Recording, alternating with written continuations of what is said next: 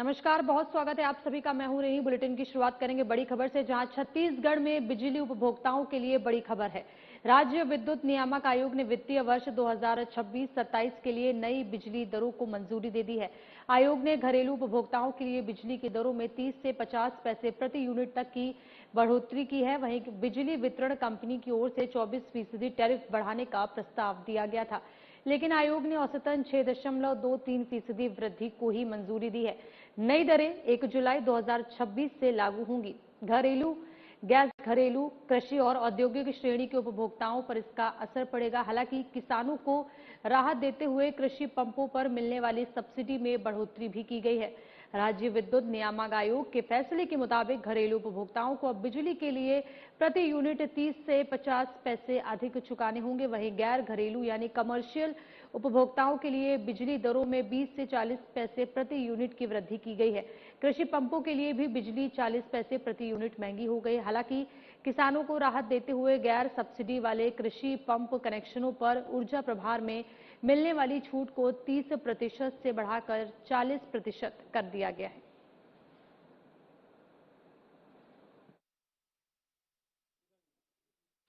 वित्तीय वर्ष 26-27 के लिए वितरण कंपनी ने जो विद्युत विक्रय का अनुमान लगाया था 38,729 मिलियन यूनिट, और उसके लिए उन्होंने जो वार्षिक राजस्व की आवश्यकता बताई थी 32,520 करोड़, यह उनका अनुमान था।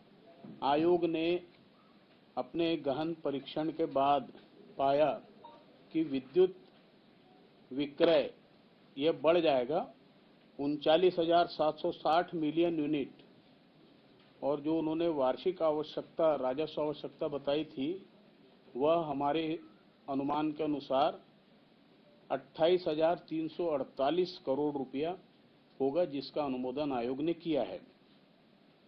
वितरण कंपनी द्वारा इसी वित्तीय वर्ष 26-27 के लिए अनुमानित राजस्व के आधार पर 6,304 करोड़ रुपए के घाटे का अनुमान किया था। आयोग ने जो उन्होंने कुछ बातें थी उसको हमने परीक्षण किया, और परीक्षण के उपरांत हमने पाया कि 1662 करोड़ 1,662 करोड़ का घाटा अनुमानित होगा हमारे आकलन के अनुसार, और उसको हमने इसमें मान्यता दी है आदेश में।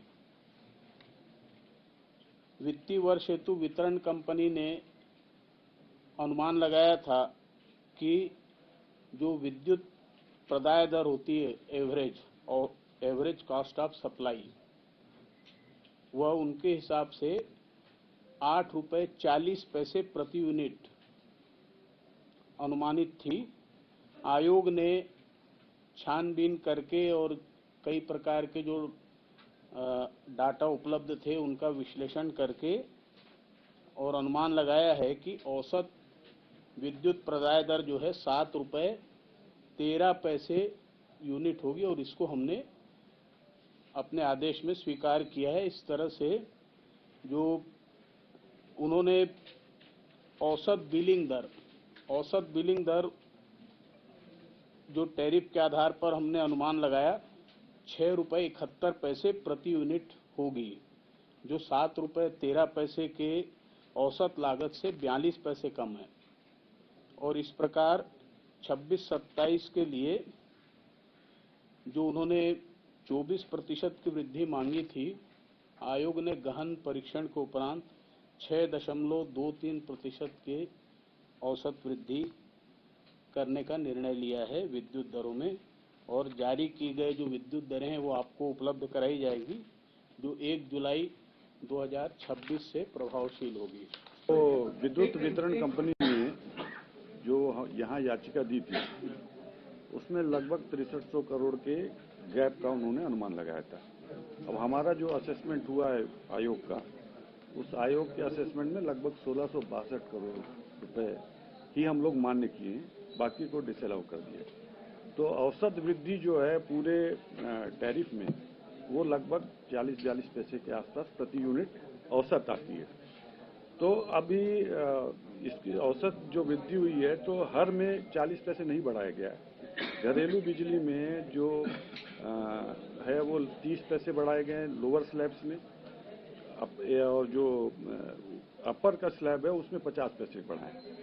तो आप अभी जो बिजली बिल हाफ योजना भी चल रही है, तो 400 यूनिट के नीचे जिनका भी कंजम्पशन होता है उनको 200 यूनिट तक बिजली बिल हाफ मिलती है, उसका लाभ वो लोग लेते हैं। तो हमारे छत्तीसगढ़ राज्य में जो ज़्यादातर उपभोक्ता हैं, लगभग 60-70% उपभोक्ता हैं, वो 400 यूनिट के।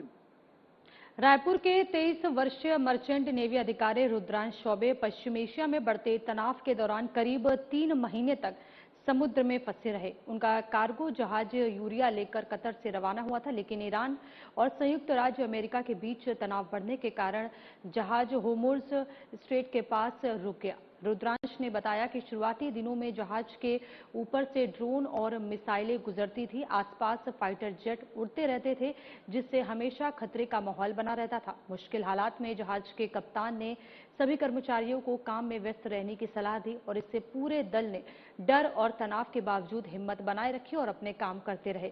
इस दौरान रुद्रांश अपने परिवार के संपर्क में रहे, वहीं उनका परिवार उनकी सुरक्षित वापसी के लिए लगातार प्रार्थना करता रहा और अब रुद्रांश सुरक्षित अपने घर लौट आए हैं, लेकिन उनका जहाज अभी भी उसी क्षेत्र में फंसा हुआ है।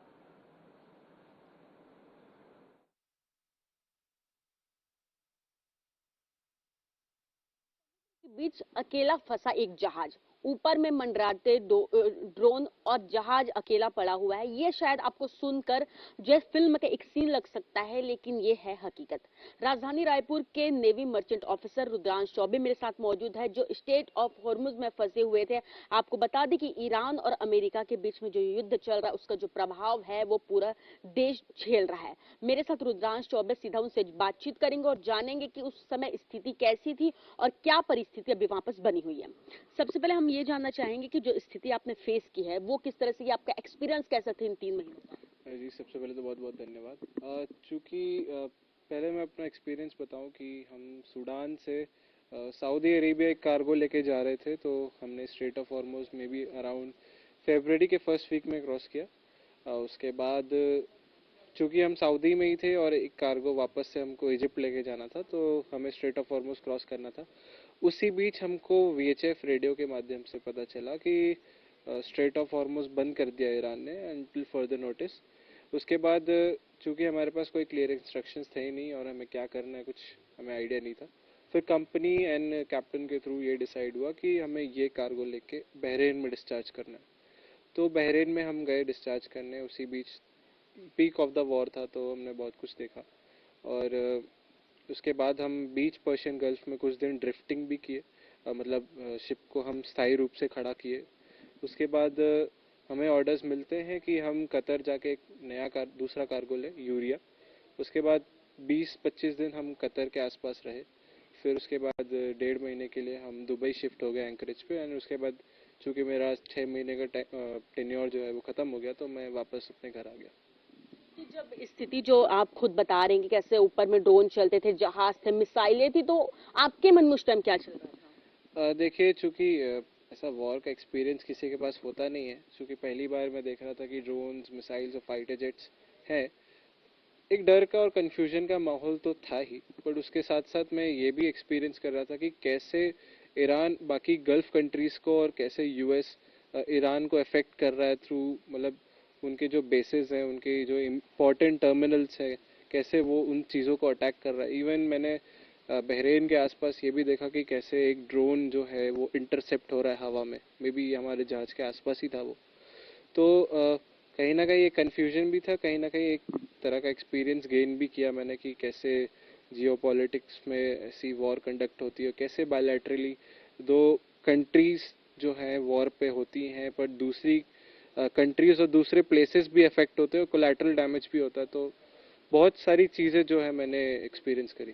हाँ, तो रुद्रांश चौबे थे जिन्होंने अपना 3 महीने का जो एक्सपीरियंस था समुद्र के बीच एक अकेला जहाज की उसमें सरवाइव कैसे किया जाता है, अपने फैमिली से कनेक्ट किस तरह से किया जाता है और परिस्थितियों को किस तरह से हैंडल करना है, इन 3 महीनों के जो सफर था उनका जो परिस्थिति उसको लेकर हमसे बातचीत की और बहुत सारी जानकारियां भी हमें दी है। कैमरा पर्सन राजेश के साथ जिज्ञासा चंद्रा, साधना न्यूज़, रायपुर। फिलहाल रुकेंगे एक छोटे से ब्रेक के लिए, जल्द वापस लौटेंगे।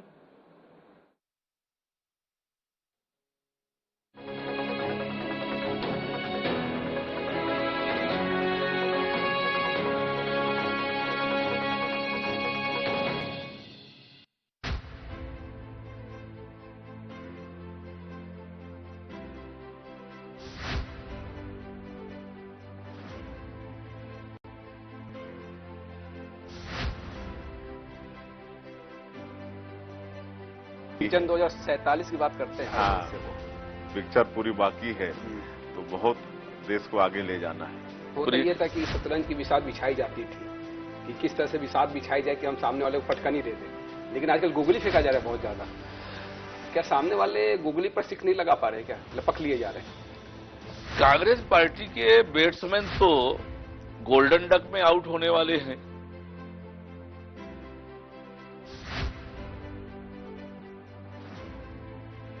दर्शकों के लिए कुछ लाइनें जो आप बता सके, कह सके। चल संगी जुर मिल कमा बोरे करम खुल गे, पथरा मा पानी ओ गराबो, धरती में सोना उपजाबो।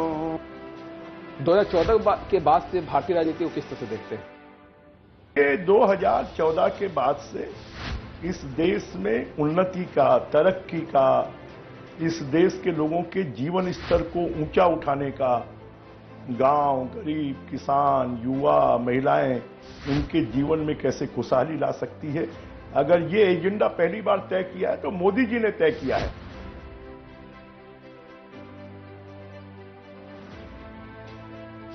से काम होना चाहिए था जो नहीं हो पाया। नहीं, देखिए सभी ने काम किया है, मैं बिल्कुल ही नहीं कह रहा हूं कि किसी ने काम नहीं किया है। हाँ, विगत सरकार ने भी कुछ किया है, परंतु कॉम्प्रोमाइज रही काफी चीजों पर, यह भी सच है। आयुष्मान में जो अभी अनियमितताएं बढ़ती जा रही है निजी हॉस्पिटलों के द्वारा। आपने बहुत बढ़िया किया है प्रश्न पूछकर जी, मेरी इससे भावनाएं भी जुड़ी हुई हैं, क्योंकि मैं एक ऐसे क्षेत्र से आता हूं जहां लोगों को बीमार होने के बाद छोटे छोटे टेबलेट्स के लिए मुर्गियां बेचते देखा हूं। कि सत्ता रहे तो संगठन का काम बहुत राह आसान हो जाता है या चुनौतियां और बढ़ जाती है? नहीं, संतुलन, बेहतर संतुलन के साथ सब काम कर रहे हैं। देखिए, ये कहने को एक वो बन गया है कि सत्ता और संगठन, वरना सत्ता में कौन है बताइए ना। विष्णुदेव साई जी मुख्यमंत्री जी हैं, लगातार अध्यक्ष रहे हैं। महतारी वंदन योजना से मंत्री जी आपने किस तरह का बदलाव देखा महिलाओं के बीच? सबसे पहले तो विशेष साधना न्यूज़ को बहुत बहुत धन्यवाद देना चाहूँगी कि आज मुझे लगता है इस तरह से पहली बार आपसे फेस टू फेस हो रहा है। और दूसरी बात ये है कि हमारे लिए नहीं, ये तो छत्तीसगढ़ में भारतीय जनता पार्टी की सरकार बनाने में महत्वपूर्ण भूमिका निभाई है महतारी वंदन योजना।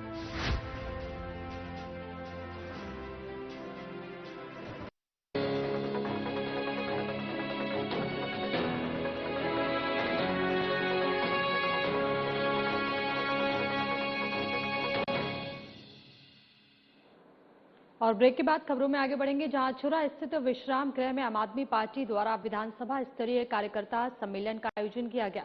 सम्मेलन में मुख्य अतिथि के रूप में दिल्ली के विधायक एवं पूर्व कैबिनेट मंत्री मुकेश अहलावत शामिल हुए। कार्यक्रम में क्षेत्र के पार्टी पदाधिकारी और बड़ी संख्या में कार्यकर्ताओं की उपस्थिति हुई।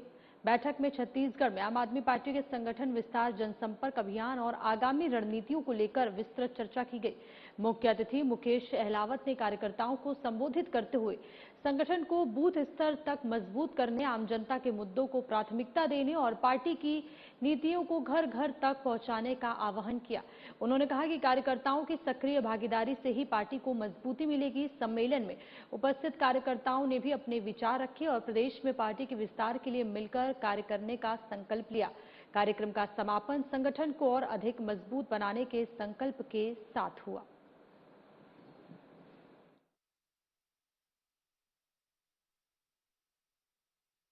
आज हमारे शुरा के रेस्ट हाउस में विधानसभा कार्यकर्ता सम्मेलन रखा गया। उसमें आज हमारे संगठन को मजबूत करने के लिए और हमारे आम आदमी पार्टी को अच्छे से अच्छा बनाने के लिए यहाँ पर एक मीटिंग रखा गया था, जिसमें आज हमारे प्रदेश के प्रभारी श्री मुकेश अहलावत जी, जो कि वर्तमान में विधायक और पूर्व कैबिनेट मंत्री दिल्ली से रह चुके हैं, उनका आज यहाँ आगमन हुआ था और उनके द्वारा हमें संबोधित किया गया कि हम किस तरह से हमारे संगठन को मजबूत कर सकते हैं और आने वाले आगामी चुनाव के लिए हम किस तरीके से मेहनत करके हमारा सरकार ला सकते हैं। बस इसीलिए हमारे कुल कार्यकर्ताओं को मतलब रखा गया था मीटिंग, और इस संगठन को मजबूत करने के यहाँ पर मीटिंग रखा गया था। आज जो ये कार्यकर्ता सम्मेलन जो हुआ है शुरा के गेस्ट हाउस में, ये लगभग हमारा पूरे छत्तीसगढ़ में 90 विधानसभा में हो रहा है। इसमें हमारे 4 सह प्रभारी दिल्ली से आए हुए हैं और हमारे प्रभारी जी मुकेश अहलावत जी आज मौके में यहाँ पे शुरा में उपस्थित थे।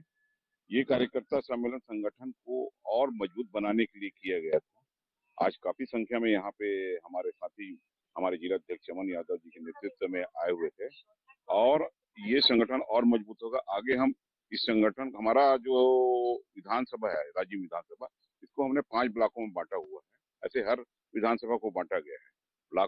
ब्लॉकों में अभी ब्लॉक अध्यक्ष की नियुक्ति हो चुकी है। अब हम संगठन को निचले स्तर में ले जाएंगे। हम इसमें अभी जनपद प्रमुख बनाएंगे, ग्राम प्रमुख बनाएंगे, बूथ प्रमुख बनाएंगे। ये हमारी रणनीति है और आम आदमी पार्टी पूरी 90 विधानसभा में चुनाव लड़ेगी और पूरी मजबूती के साथ चुनाव लड़ेगी। और इस बार आम आदमी पार्टी जो है चुनाव जीतने के लिए पूरी मजबूती के साथ पूरी 90 विधानसभा में चुनाव लड़ेगी और हम चुनाव जीतेंगे। छत्तीसगढ़ विधानसभा में नेता प्रतिपक्ष और वरिष्ठ कांग्रेस नेता डॉक्टर चरणदास महंत सोमवार को 1 दिवसीय खैरागढ़ छुईखदान गंडई दौरे पर पहुंचे। जिला मुख्यालय खैरागढ़ के सांस्कृतिक भवन में शहर कांग्रेस कमेटी अध्यक्ष डॉक्टर अरुण भारद्वाज की अगुवाई में आयोजित कार्यकर्ता सम्मेलन में कांग्रेस नेताओं और कार्यकर्ताओं ने ढोल, नगाड़ों, आतिशबाजी और नारेबाजी के साथ उनका भव्य स्वागत किया। दौरे के दौरान उन्होंने दंतेश्वरी मंदिर और रुखड़ स्वामी मंदिर में दर्शन पूजन भी किया और विधायक यशोदा नीलांबर वर्मा के निवास पहुंचकर संगठनात्मक और राजनीतिक विषयों पर चर्चा की। वहीं कार्यकर्ताओं को संबोधित करते हुए डॉक्टर महंत ने आगामी नगर पालिका चुनाव को लेकर कांग्रेस संगठन में एकजुटता की आवश्यकता पर जोर दिया। उन्होंने कहा कि जिस तरह उपचुनाव और विधानसभा चुनाव में कार्यकर्ताओं ने एकजुट होकर सफलता दिलाई थी, उसी प्रकार नगर पालिका चुनाव में भी मिलकर काम करना होगा। हालांकि कार्यक्रम में कांग्रेस की अंदरूनी गुटबाजी भी चर्चा का विषय बनी रही।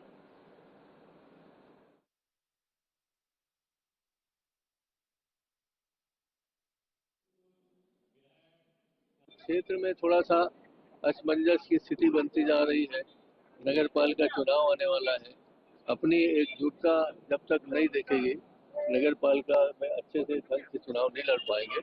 तो मैं कार्यकर्ताओं से भेंट करने, बहन जी को आशीर्वाद देने और हमारे सब साथियों को संदेश देने आया हूँ राहुल जी का कि हम एक रहेंगे तो सब ठीक होगा। आज पूरा एनडीए जो है, हम लोग एक होकर चल रहे हैं और राहुल जी पूरी तरीके से देश के बर्बाद होने को बचाने के लिए हम सबको एक करना चाहते हैं। आपने देखा होगा कि चाहे पर्यावरण के बारे में हो, चाहे हसदेव के कटाई के बारे में हो, चाहे बाहर जो अंडमान निकोबार में पेड़ काटे जा रहे हो उस संबंध में हो, यहाँ के खाद्य व्यवस्था के बारे में हो, यहाँ की महंगाई के बारे में हो, पूरी बात को राहुल जी देखते हैं, समझते हैं, सुनते हैं, जानते हैं और हम लोगों को सचेत करते रहते हैं कि अब महंगाई बढ़ने वाला है, सचेत हो जाओ, पर्यावरण खराब होने वाला है, सचेत हो जाओ। इसके बावजूद भी हम लोगों में एक कमी है कि हम उनकी आवाज़ को सही नहीं समझ पाते। तो उन बातों को सही ढंग से हमारे कार्यकर्ता समझे, ये लेके हम लोग। राजनांदगांव पुलिस द्वारा पुलिस अधीक्षक अंकिता शर्मा के नेतृत्व में समाज और पुलिस के बीच विश्वास, संवाद और जन सहभागिता को मजबूत करने के उद्देश्य से पहल अभियान का शुभारंभ किया गया। पुलिस लाइन में आयोजित कार्यक्रम में छत्तीसगढ़ विधानसभा अध्यक्ष डॉक्टर रमन सिंह मुख्य अतिथि के रूप में शामिल हुए और इस दौरान सांसद संतोष पांडे, महापौर मधुसूदन यादव सहित कई जनप्रतिनिधियों और गणमान्य नागरिक उपस्थित रहे। कार्यक्रम में लगभग 2600 लोगों ने सहभागिता की, जिनमें 550 कोटवार, 1000 ग्रामवासी, 400 प्रतियोगी परीक्षा अभ्यर्थी, 500 से अधिक यातायात मित्र और 111 गुड स्मैरिटन्स शामिल रहे। इस दौरान प्रतियोगी परीक्षाओं की तैयारी कर रहे युवाओं के लिए पहल रीडिंग रूम का शुभारंभ किया गया, जो आर्थिक रूप से कमजोर एवं चुनौतीपूर्ण परिस्थितियों में रहने वाले विद्यार्थियों को शांत अध्ययन वातावरण उपलब्ध कराएगा। आपको बता दें कि वर्ष 2024, 25 और 26 में अपराध मुक्त रहे 164 ग्रामों के सम्मान में वृक्षारोपण अभियान की शुरुआत की गई। साथ ही कोटवार सम्मेलन, अपराध मुक्त ग्राम सम्मेलन, प्रतियोगी परीक्षा अभ्यर्थी सम्मेलन और यातायात मित्र सम्मेलन का आयोजन किया गया। सड़क दुर्घटनाओं में मानवता का परिचय देने वाले वर्ष 2025 के 111 गुड स्मैरिटन्स को सम्मानित भी किया गया।